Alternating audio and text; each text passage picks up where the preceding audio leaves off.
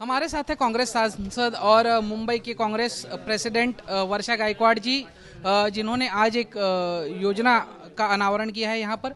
Ma'am, आज महिलाओं को लेकर एक मुहिम शुरू की गई है, एक तरह से। क्या है वो, इस बारे में क्या कहेंगे? नहीं, बिल्कुल। सबसे पहले तो मैं सभी को नवरात्रि की बहुत सारी शुभकामनाएं दूंगी। आज देवी की प्रस्थापना हुई है, तो पहले दिन हम महिला लीडरशिप के ऊपर जो है वो इंदिरा फेलोशिप लेके आए हैं। जैसा मैंने थोड़ी देर पहले भी बताया आपको कि हमेशा कांग्रेस ने महिलाओं को सक्षम करने के लिए एक आगे कदम उठाया है। आधी आबादी पूरा हक के माध्यम से जो है हमने 50% आरक्षण जो है स्थानिक स्वराज्य संस्था में महाराष्ट्र में किया है। 33% आरक्षण की शुरुआत जो है वो भारत रत्न राजीव गांधी जी के माध्यम से हुई थी। तो कहीं ना कहीं कांग्रेस हमेशा ही प्रोग्रेसिव रही है महिलाओं के मामले में। जैसा मैंने कहा कि अखिल भारतीय कांग्रेस से लेके आज मुंबई कांग्रेस की अध्यक्ष मैं हूँ। आदरणीय सोनिया गांधी जी थी, एनी बेसेंट से लेकर शुरुआत हुई थी। तो महिलाओं को हमेशा प्राथमिकता देने का काम कांग्रेस ने किया और मुझे इस बात की बहुत खुशी है कि आज इंदिरा फेलोशिप के माध्यम से जिसको राजनीति में आना है, सामाजिक जीवन में काम करना है, वो अप्लाई कर सकती है। उनका इंटरव्यू होता है, उसमें से लड़कियां चूज़ की जाती है और उनको जो है वो ट्रेनिंग दिया जाता है कि वो पॉलिटिकली सामाजिक जीवन में आगे आके कार्यक्रम में काम कर सके। अच्छा बात यह है कि लगभग 25 राज्यों में ये शुरू हो गया है।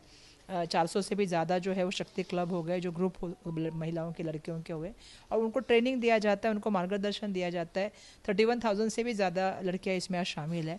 मुझे ये अपेक्षा है कि आने वाले दिनों में जो है वो बिल्कुल लीडरशिप डेवलप होगी और वो अच्छी तरह से ज़मीन पर जाके काम करेगी और सक्षम नेतृत्व करेगी। इस बात का मुझे पूरा यकीन है। राजनीति की बात निकली है तो अजीत पवार ने कहा है 10% सीटें वो अपने कोटे से माइनॉरिटीज़ के लिए रखेंगे विधानसभा चुनाव में।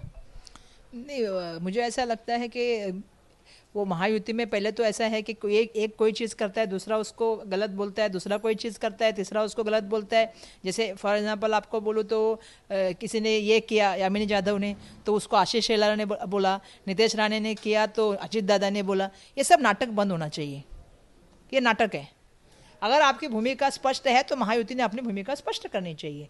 ऐसा है कि उनके आजू बाजू में रहने वालों को, लोगों को एक दूसरे से तकलीफ है, तो एक मारने जैसा काम करेगा, एक प्यार करने का काम करेगा, ये तो ये नहीं चलेगा ना। अगर आप सच में महायुति के सदस्य बन के काम कर रहे हैं तो ये जो बोलने वाले लोग हैं ना, पहले तो इनके ऊपर कार्रवाई करने का काम कीजिए। आप उप मुख्यमंत्री हो राज्य के, अगर मुख्यमंत्री जिम्मेदार है तो उप मुख्यमंत्री भी उतना ही जिम्मेदार है। आज ऐसा है कि जिस तरह से समाज में, धर्म में, जाति में झगड़ा लगाने का काम चल रहा है, आप भी जानते हैं, मैं भी जानती हूँ। जिस तरह से स्टेटमेंट आ रही है, बोलने से क्या होता है? कार्रवाई कीजिए। आप उप मुख्यमंत्री महोदय है ना, निकाल दीजिए पुलिस फोर्स, ले लीजिए केस उनके ऊपर। आप ही के पार्टी के लोग महिलाओं के ऊपर क्या बात कर रहे हैं, आप क्या एक्शन लिए उनके ऊपर? तो ये बोलने की बातें मत करिए कि कितने सीटें हम दे रहे हैं। पहले तो न्याय दीजिए समाज को। मैम, एक आखिरी सवाल। कांग्रेस के नेता, उन्होंने कहा है सावरकर बीफ खाते थे, जिसको लेकर अब सरकार जो है वो मुद्दा बना रही है इसको। किसने बोला?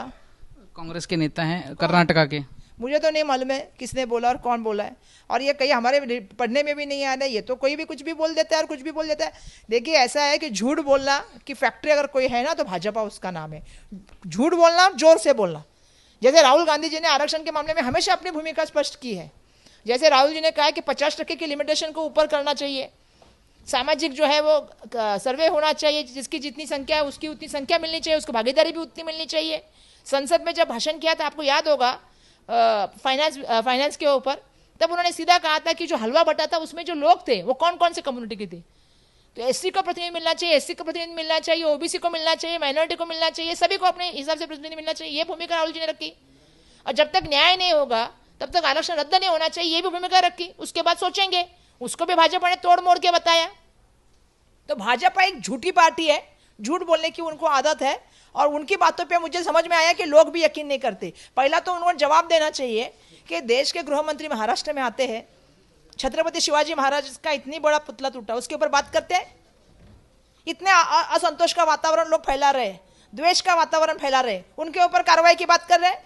इतने महिला अत्याचार हुए, उसके ऊपर बात कर रहे हैं, क्या कार्रवाई करेंगे? अरे आप ही से निगड़ित लोग हैं, चाहे वो पूना रहे, चाहे वो नाला सोपारा रहे, चाहे वो बदनापुर रहे, क्या कार्रवाई की? एक एक महीना आदमी फरार होके रहता है। होता है ऐसा? गृह मंत्री क्या कर रहे? कैमरामैन अनिकेत चौहान के साथ दीपेश त्रिपाठी, मुंबई आज तक।